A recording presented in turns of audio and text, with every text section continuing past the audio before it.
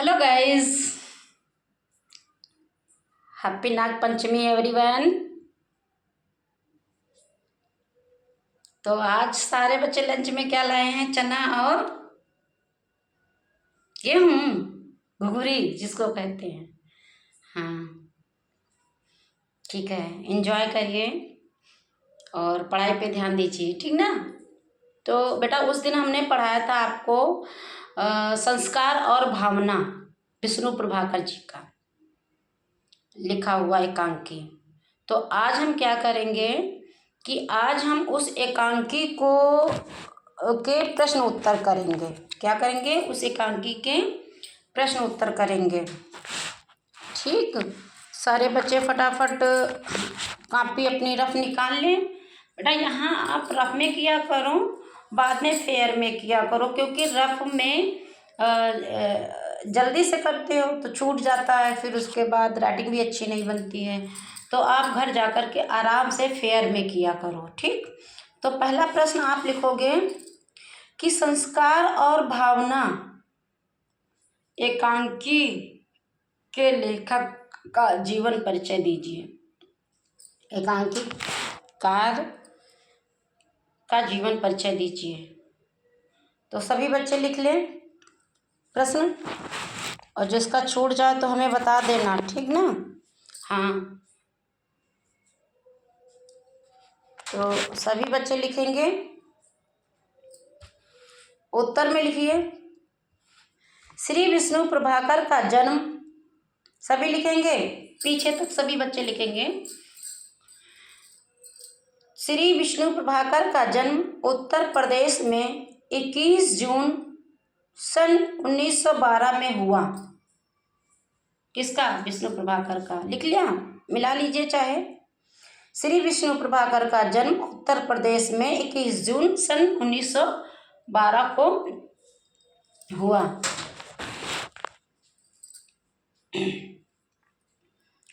आपने प्रारंभिक शिक्षा प्राप्त करके स्नातक की परीक्षा उत्तीर्ण की। कुछ समय तक इन्होंने पंजाब सरकार के कृषि विभाग में कार्य किया, बाद में ये नौकरी छोड़कर लेखन कार्य करने लगे।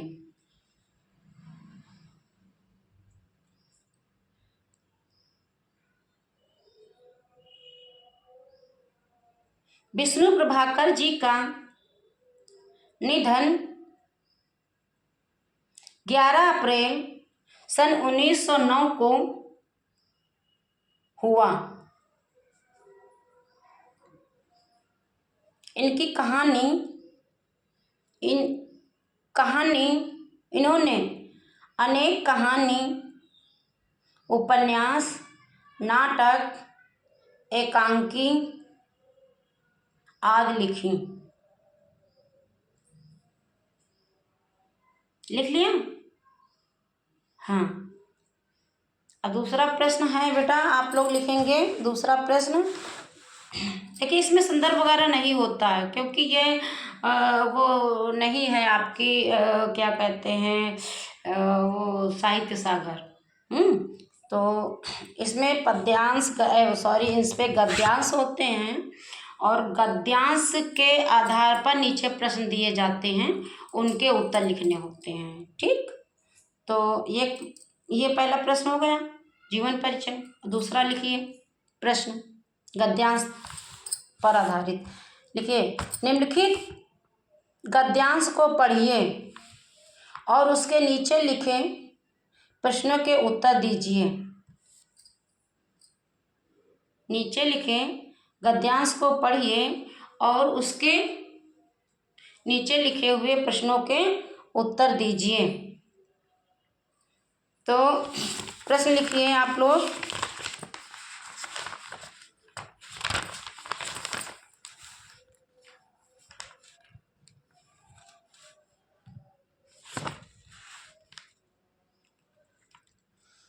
पहला प्रश्न लिखिए, पहले गद्यांश लिख लीजिए। सॉरी गाइस, मैं जानती हूँ मेरे ही तो बेटे हैं, पूर्ण विराम। ममता माया किसी को छू नहीं गई है, पूर्ण विराम। हर बात में देश कौमा धर्म कौमा और कर्तव्य की दुहाई देना उन्होंने सीखा है। गद्यांश को मिला लीजिए। मैं जानती हूँ कौमा मेरे ही तो बेटे हैं, पूर्ण विराम। ममता माया किसी को छू नहीं गई है, हर बात में देश और धर्म कर्तव्य की दुहाई देते हैं।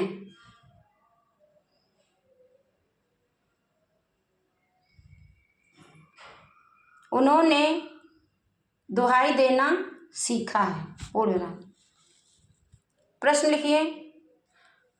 वक्ता अपने बेटों के विषय में क्या जानती है? प्रश्न उसी का, गद्यांश का। वक्ता अपने बेटों के विषय में क्या जानती है? उत्तर लिखिए। उत्तर में लिखेंगे वक्ता अपने बेटों के विषय में, वक्ता अपने बेटों के विषय में यह जानती है कि उनके बेटे भाव रहित हैं, पूर्ण विराम। उनके बेटे भाव रहित हैं, पूर्ण विराम। इनके लिए देश कौमा धर्म और कर्तव्य भावनाओं से अधिक महत्वपूर्ण है, पूर्ण विराम। सभी ने लिख लिया? Very good. अब उसी गद्यांश का दूसरा प्रश्न लिखिए बेटा। माया ममता किसी को छू नहीं गई है। प्रश्न माया ममता किसी को छू नहीं गई है, पूर्ण विराम। इस कथन का क्या आशय है? क्वेश्चन मार्क चिन्ह। इस कथन का क्या आशय है? क्वेश्चन मार्क चिन्ह। उत्तर लिखिए। इन्वर्टेड कॉमा लगा करके हैं। माया ममता किसी को छू नहीं गई है, इन्वर्टेड कॉमा बंद है। माया ममता किसी को छू नहीं गई है, इन्वर्टेड कॉमा बंद है। इस कथन का आशय यह है कि, इस कथन का आशय यह है कि उनके बेटे के लिए सबसे बढ़कर कर्तव्य है, पूर्ण विराम। सबसे बढ़कर कर्तव्य है, पूर्ण विराम। भावनाओं का उनके लिए कोई महत्व नहीं है, पूर्ण विराम। भावनाओं का उनके लिए कोई महत्व नहीं है, पूर्ण विराम। वे अपने व्यक्तिगत कष्टों की चर्चा किसी से भी नहीं करते हैं, पूर्ण विराम। वे अपने व्यक्तिगत कष्टों की चर्चा किसी से भी नहीं करते हैं, पूर्ण विराम। इस विषय में उन्होंने अपने दिल को बहुत कठोर बना लिया था, इसलिए अविनाश ने अपनी बीमारी की सूचना अपनी माँ को नहीं दी थी। इस विषय में उन्होंने अपने दिल को बहुत कठोर बना लिया था, इसलिए अविनाश ने अपनी बीमारी की सूचना अपनी माँ को नहीं दी थी। लिख लिया सभी ने? हाँ। फिर अगला प्रश्न लिखिए, तीसरा। बेटे हर बात में किसकी दुहाई देते हैं और यह उन्होंने किससे सीखा है? क्वेश्चन मार्क चिन्ह। बेटे हर बात में किसकी दुहाई देते हैं और यह उन्होंने किससे सीखा है?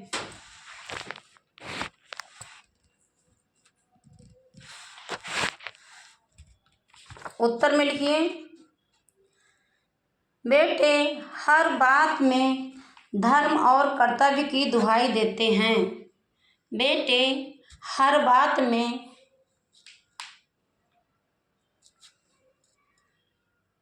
कर्तव्य की दुहाई देते हैं। पूर्ण विराम। उनके अनुसार उनकी व्यक्तिगत समस्याएं इससे बढ़कर नहीं हो सकती, इसलिए व्यक्तिगत परेशानियों में मनुष्य को कमजोर नहीं पड़ना चाहिए। मनुष्य को कमजोर नहीं पड़ना चाहिए। यह उन्होंने अपने पिता से सीखा है। यह उन्होंने अपने पिता से सीखा है। पूर्ण विराम। चौथा प्रश्न उसी गद्यांश का। अतुल के पिता का चरित्र चित्रण दीजिए। अतुल के पिता का चरित्र चित्रण दीजिए। उत्तर में लिखिए, वक्ता क्लोज करके लिखना है माँ।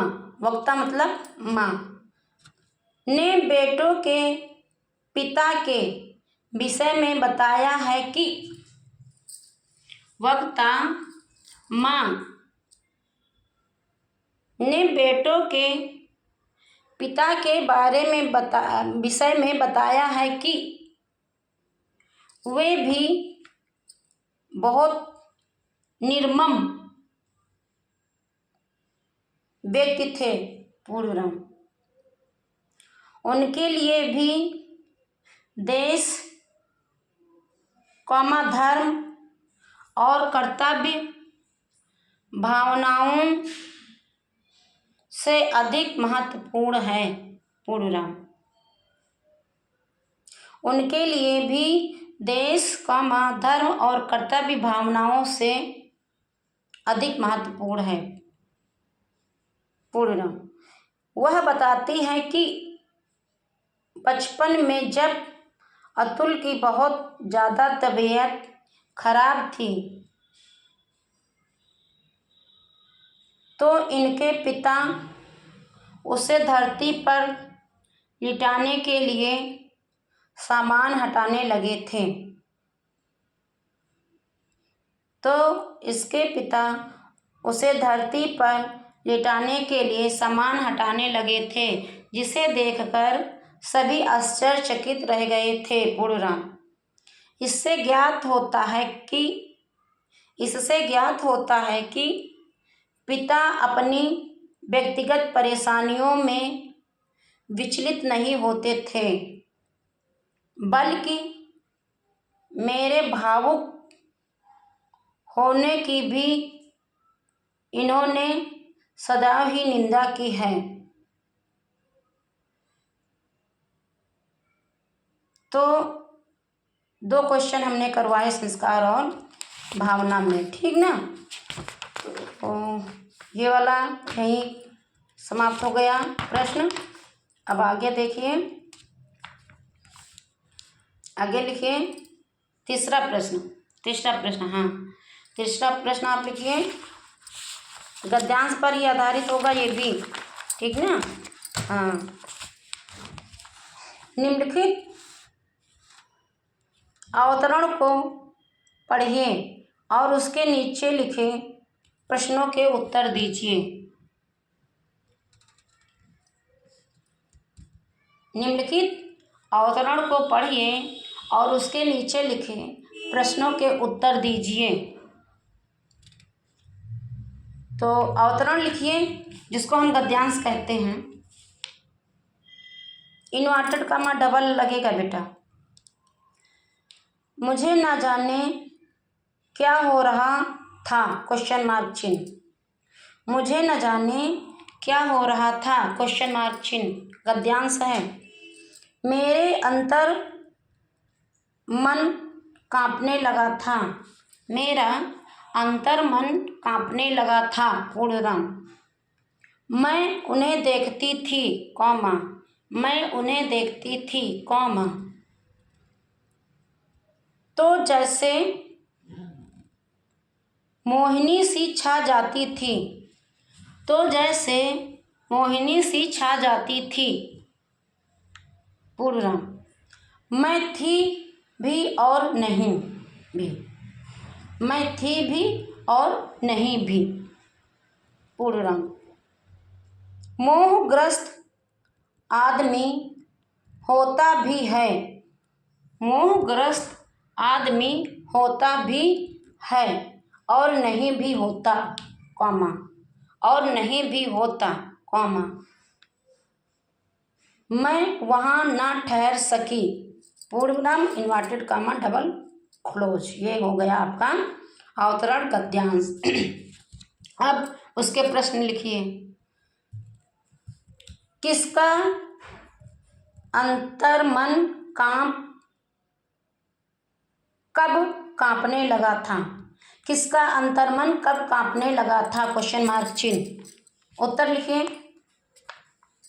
उमा का अंतर्मन कांपने लगा था जब भाभी, ब्रैकेट में लिखिए, बड़ी बहू कोमल, ब्रैकेट बंद कर दीजिए, ने उसे प्यार से अंदर आने के लिए कहा। पूर्णविराम। भाभी की सुंदरता, व्यवहार और संस्कार से वह बहुत प्रभावित हो गई थी।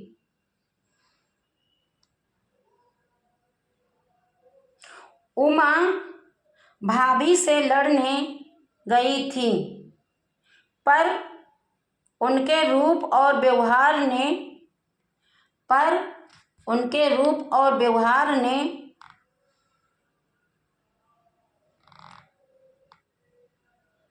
उसे प्रभावित कर दिया। उनसे वह प्रभावित हो गई थी। पूर्णविराम। उमा भाभी से लड़ने गई थी और उनके रूप और व्यवहार से प्रभावित हो गई थी, मुग्ध हो गई थी। भाभी ने उसे अंदर आने के लिए कहा। भाभी ने उसे अंदर आने के लिए कहा तो वह घबराकर वापस आ गई। दूसरा प्रश्न लिखिए, उसी गद्यांश में से हैं। किन्हें देखकर वक्ता को मोहिनी सी छा गई और क्यों? किसे देखकर वक्ता को मोहिनी सी छा गई और क्यों?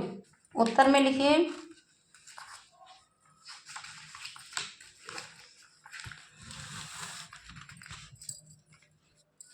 अविनाश की पत्नी अर्थात उमा की भाभी कोमल को देखकर उमा को मोहिनी सी छा गई थी।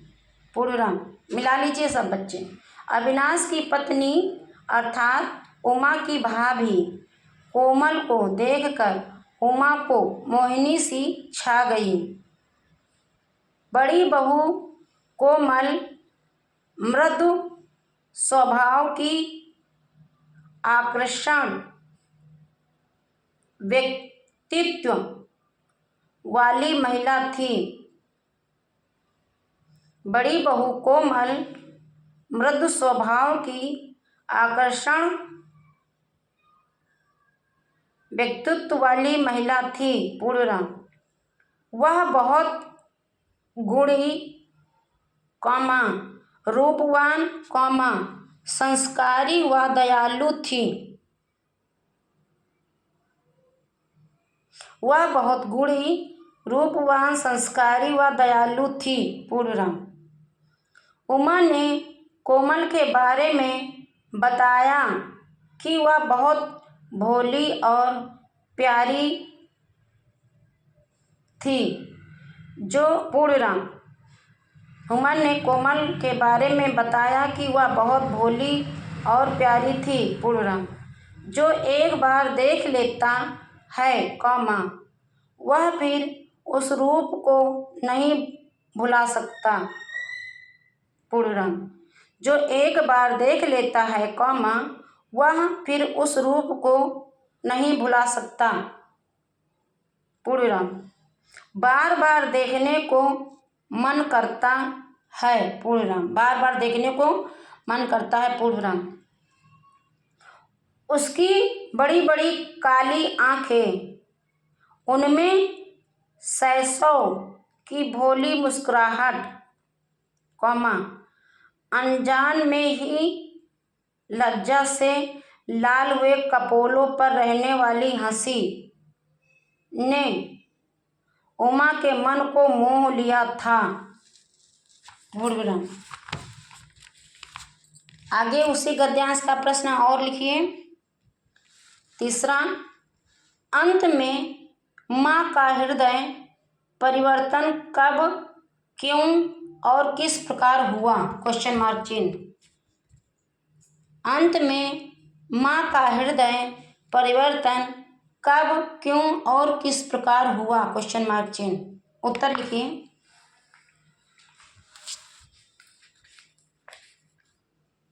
माँ को जब पता चलता है कि अविनाश को तो बड़ी बहू ने अपने कठोर परिश्रम से बचा लिया था। माँ को जब पता चलता है कि अविनाश को तो बड़ी बहू ने अपने कठोर परिश्रम से बचा लिया था, किंतु अब बहू की तबीयत खराब है और वह मरने की स्थिति में है, तो माँ का हृदय पसेज उठता है, क्योंकि वह जानती है कि यदि बहू को कुछ होता है तो उनका बेटा भी जीवित नहीं बचेगा। किंतु अब वह बहू की तबीयत खराब है और वह मरने की स्थिति में है, तो माँ का हृदय पसीज उठता है, क्योंकि वह जानती है कि यदि बहू को कुछ होता है तो उनका बेटा भी जीवित नहीं बचेगा। पूर्णराम माँ अपनी परंपरावादी विचारधारा को तोड़ते हुए अपनी बड़ी बहू को स्वीकार कर लेती हैं। माँ अपनी परंपरावादी विचारधारा को तोड़ते हुए अपनी बड़ी बहू को स्वीकार कर लेती हैं। पूर्णराम इसी गद्यांश का अगला प्रश्न लिखिए। संस्कार और दास्तां, ये क्वेश्चन मार्क वो इन्वर्टेड कामा है। संस्कारों की दास्तां, इन्वर्टेड कामा एक सिंगल वाला ऊपर लगेगा, संस्कार के ऊपर एक इन्वर्टेड कामा, और संस्कारों की दास्तां क्लोज हो जाएगा सिंगल से ही। आप क्या समझते हैं? क्वेश्चन मार्क चिन्ह। आधुनिक युग में हमारे लिए संस्कार अधिक महत्वपूर्ण हैं या भावनाएं? आधुनिक युग में हमारे लिए संस्कार अधिक महत्वपूर्ण हैं या भावनाएं ज़्यादा महत्व रखती हैं? क्वेश्चन मार्क चिन्ह। या भावनाएं ज़्यादा महत्व रखती हैं? क्वेश्चन मार्क चिन्ह। तर्क सहित उत्तर लिखिए। तर्क सहित उत्तर लिखिए। उत्तर में लिखिए, फिर लिखिए वही सिंगल इन्वर्टेड कामा संस्कार के ऊपर संस्कारों की दास्तां इन्वर्टेड कामा सिंगल ही बंद हो जाएगा से यह तात्पर्य है कि संस्कारों की दास्तां से यह तात्पर्य है कि व्यक्ति अपने रूढ़वादी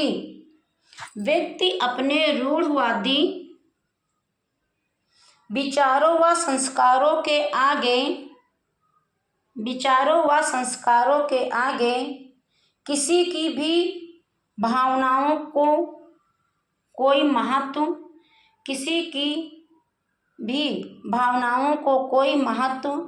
नहीं देते हाँ, चाहे वह उचित ही क्यों न हो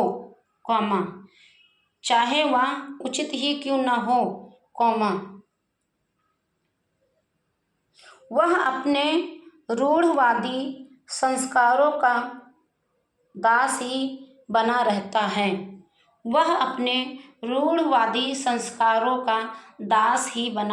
है पूर्णविराम। तथा जातवाद की पुरानी सोच को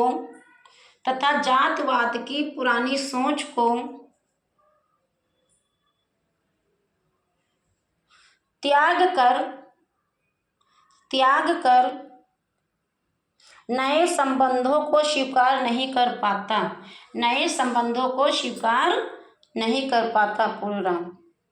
अब आगे उसी का उत्तर है बेटा, लेकिन आगे एक लाइन छोड़ करके आगे नई लाइन से लिखा जाएगा। आधुनिक युग में हमारे लिए संस्कार से अधिक भावनाएं महत्व रखती हैं पूर्णविराम। समय व परिस्थितियों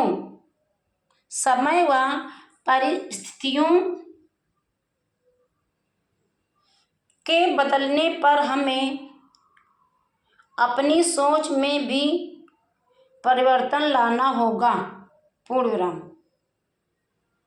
जात व धर्म पर आधारित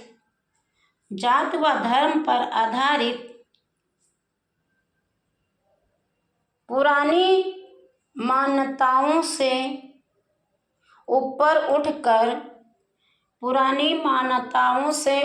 उठकर मानवता व मानवीय मूल्यों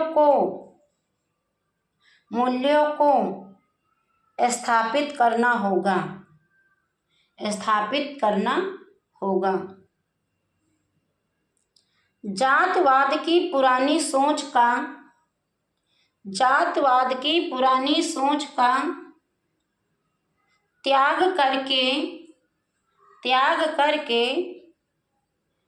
त्याग करके संबंधों को अच्छा बनाए रखना होगा पूर्णविराम। Thank you class. अब इस चैप्टर के जितने प्रश्न शेष रह गए हैं अगले दिन करवाएंगे, फिर ये भी चैप्टर आपका जो है समाप्त हो जाएगा, फिर इसका अगला चैप्टर पढ़ाएंगे। ठीक है ना। खुश रहिए सारे बच्चे, एंजॉय करिए।